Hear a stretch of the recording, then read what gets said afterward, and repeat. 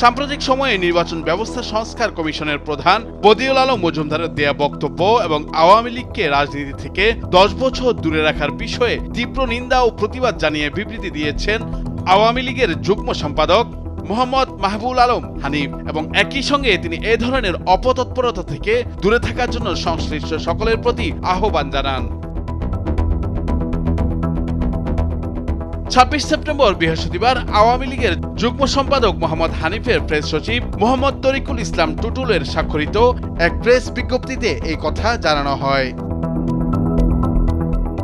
বিবৃতিতে তিনি বলেন, নির্বাচন কমিশন সংস্কারের প্রধান হিসেবে বদিউল আলম মজুমদার একেবারে অগ্রহণযোগ্য কথা বলেছেন।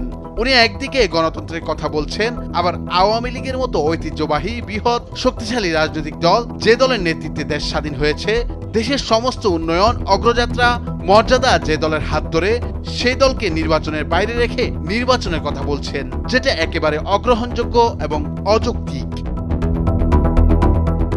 আওয়ামী লীগকে বাইরে রেখে বাংলাদেশে কোনো নির্বাচন অতীতে কখনো হয়নি, ভবিষ্যতে হওয়ার সম্ভাবনা নেই। আইয়ুব খানের শাসন আমল থেকে শুরু করে প্রতিটি নির্বাচনে আওয়ামী লীগ অংশ নিয়ে জনগণের প্রতিনিধিত্ব করেছে। আওয়ামী লীগ এদেশের মাটি ও মানুষের দল। দলটি শেকড়ে বাংলার মাটির অনেক গভীরে। বিবৃতিতে আরো বলা হয়, আওয়ামী লীগের নেতাকর্মীরা বর্তমানে প্রেক্ষাপটে কিছুটা বিব্রতকর অবস্থায় আছে, কিন্তু এটাও মাথায় রাখতে হবে যে 1975 সালে জাতির পিতাকে সপরিবারে হত্যার মধ্য দিয়ে যখন আওয়ামী লীগকে নিশ্চিহ্ন করার ষড়যন্ত্র করা হয়েছিল, তখনও এরকম একটা ধাক্কা এসেছিল। সে সময়ও আওয়ামী লীগ ঘুরে দাঁড়িয়েছিল। অতএব এবারের ঘটনায় এমন ভাবার কোনো কারণ নাই যে এই আওয়ামী লীগ ঘুরে দাঁড়াতে পারবে না। দলটি আবার অতীতের মতো করে ঘুরে দাঁড়াবে এবং আগামী সংসদ নির্বাচনে অংশ নিবে। এই দলকে বাদ দিয়ে বাংলাদেশে কোনো নির্বাচন হবে না।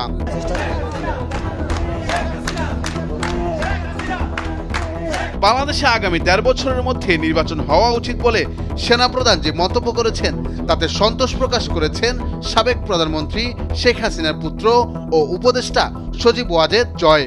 এ ব্যাপারে তিনি বলেন, তার দল আওয়ামী লীগকে বাদ দিয়ে কার্যকর কোনো সংস্কার বা নির্বাচন করা অসম্ভব।